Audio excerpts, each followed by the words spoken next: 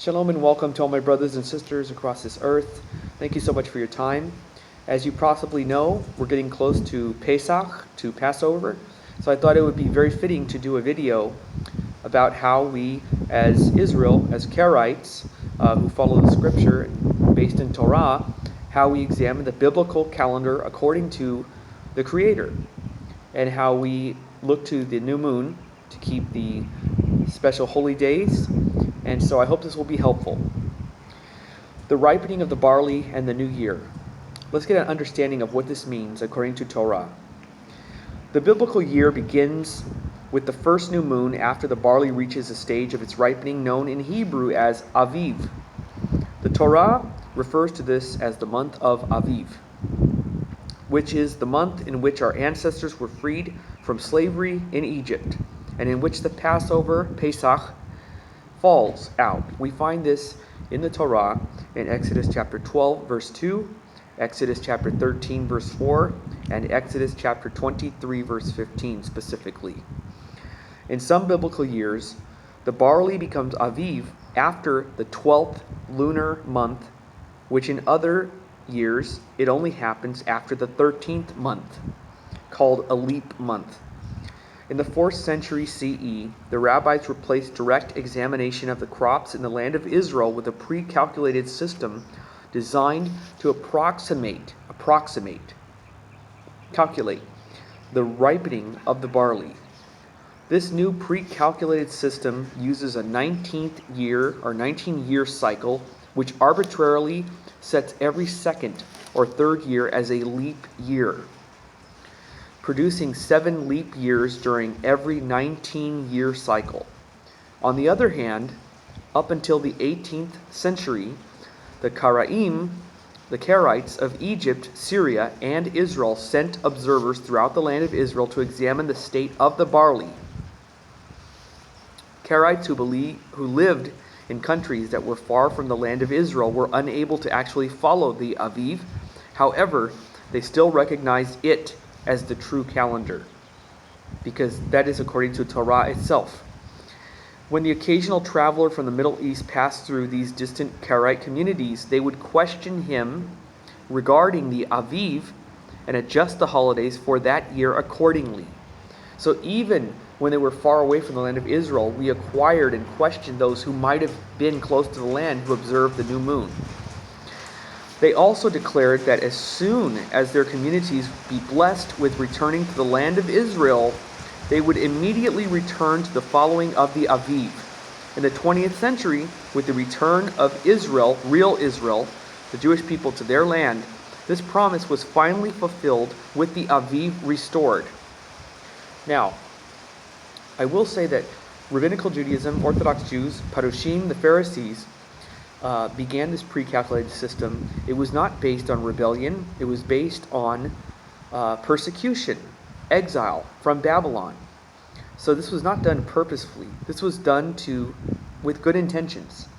And this video is in any way directed toward my Orthodox brothers and sisters to attack. But I believe that even my Orthodox brothers and sisters would agree that now that we are back in the land of Israel, it is very important that they come back to the true calendar of Elohim. There's no excuses anymore. Up until at least the 2nd century CE, the Rabbinites, Parushim, Pharisees, also followed the Aviv calendar. This is a fact. They kept the true calendar of the Creator, the Pharisees. Parushim, Orthodox Jews. It was not pre-calculated beforehand, only changed after persecution. So there was the exile of Babylon, and as well as Roman persecution that caused a lot of problems. Although the Rabbinites supplemented the observance of the barley with astronomical calculations of the equinox and other non-biblical factors, the use of which Karaites object to this day and in the past, their writings nevertheless reveal they recognize that the barley has special significance for intercalating the year. You find this in A. Braita, 2nd century CE rabbinical source, quoted in the Babylonian Talmud. It says as follows: Our rabbis taught based on three things is the year intercalated. On the aviv, on the fruits of the trees, and on the equinox. Based on two of them, the year is intercalated, but based on one of them alone, listen carefully, this is what they say, based on one of them alone, the year is not intercalated. And what is that one thing? That is the barley, the aviv. This is in the Babylonian Talmud, Sanhedrin 11b. Another Braita, quoted in the Talmud, says, our rabbis taught the year is intercalated based on the aviv in these three regions, Judea, Transjordan, and Galilee. Based on two of them, the year is intercalated, but based on one of them alone, the year is not intercalated. And when Judea is one of them, everyone is pleased. You find this in the Babylonian Talmud, Sanhedrin 11b. Thus, even the rabbinical sources recognize the importance of the ripening of the barley in determining the start of the year in the land of Israel.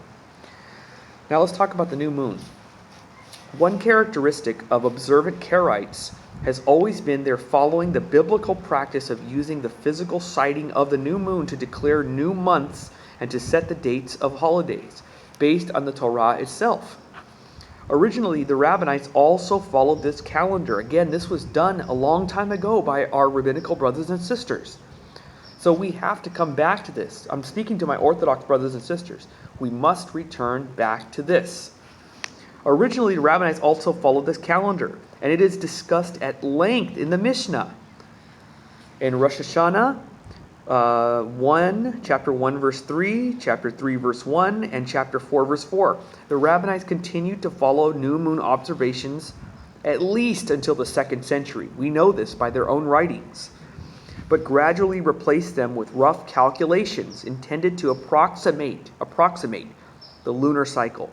In contrast, the Karaites remained loyal to the true biblical calendar and continued to follow new moon observations throughout the Middle Ages. And even today, the Karaite commitment to the biblical calendar according to YHWH was so ingrained in their consciousness that a solemn oath was incorporated into our wedding ceremonies to keep the holy appointed times according to the visibility of the new moon and the finding of the aviv, ripening ears of barley, basically, in English, in the land of Israel.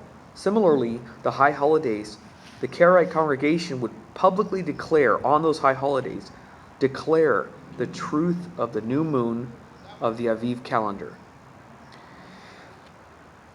The Tanakh, the Hebrew Scriptures, the Torah in particular, clearly indicates the role of the moon in the biblical calendar.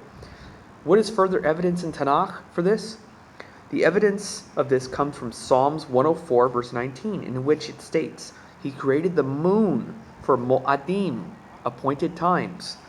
Keeping the holidays at their correct time is a direct commandment in the Torah itself. As it is written, these are the Mo'adim, appointed times of YHWH, holy convocations, which you shall proclaim in their appointed times, Mo'adam. Leviticus chapter 23, verse 4. During most Karaite holiday services, this verse is read out loud because it is true. And this is why we must follow the Creator's calendar, not a calculated man-made calendar. It's time to come back. Now, this was not done purposefully, like I said. This was not intentional. It's not done for rebellion. Our rabbinical brothers and sisters once kept the true calendar. So we must return to that. So we look forward to Pesach, and again, it's based on the new moons. We can't be absolutely positive of when it comes, but we are on the lookout. Now, according to sources, it looks like it's a possibility that it may come on Sunday. I will keep everyone posted as to when the new moon will be arriving as I get more notification. And I hope this was helpful.